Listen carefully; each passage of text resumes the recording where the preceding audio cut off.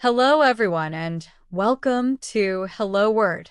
I'm your host, Alex, and I'm thrilled to have you join me today as we delve into another fascinating word in the English language.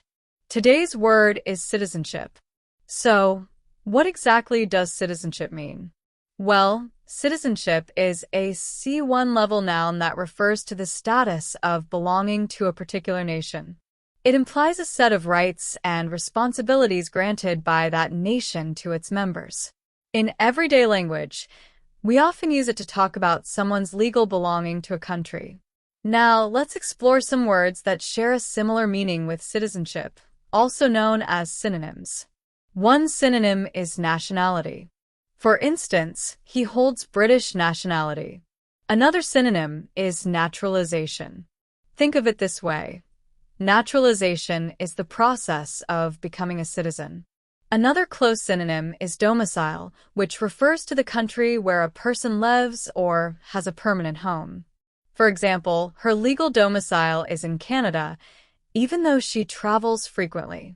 Another relevant word is allegiance, though it emphasizes loyalty to a nation. Citizens swear allegiance to their country. Lastly, we can also consider residence, which is technically just living in a place, but often implies more permanent ties. She established residence in France after retiring. Now, let's look at the flip side. What are some words that have the opposite meaning of citizenship, or antonyms? One antonym is alienage, which is the state of being an alien or foreigner. For example, his alienage prevented him from voting.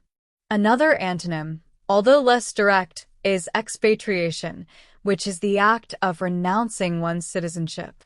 For instance, his expatriation was a controversial decision. Another opposite concept is statelessness. This describes a person who is not considered a citizen by any country. Many refugees experience statelessness, lacking the protection of any nation. While not a direct antonym, deportation is a relevant contrasting concept. Deportation is the expulsion of a person from a country. He faced deportation after his visa expired. The term immigration also provides a contrasting angle. Immigration involves moving into a country to become a resident, potentially leading to citizenship later. She is going through the immigration process to get her permanent residence. So, how can we use citizenship in everyday life? You might hear someone say, she obtained her citizenship through marriage. Or, he's a proud American citizen. It's a term that pops up frequently in discussions about politics, immigration, and international relations. Understanding citizenship helps us navigate these conversations more effectively. Here are some example sentences using citizenship. Applying for citizenship requires a thorough understanding of the country's laws. Dual citizenship allows individuals to be citizens of two countries simultaneously.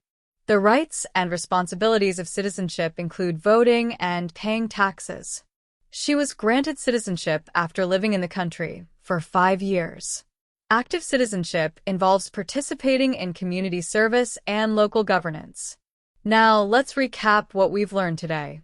Citizenship is the status of belonging to a nation, with synonyms like nationality, naturalization, domicile, allegiance, and residence, and antonyms like alienage, expatriation, and statelessness.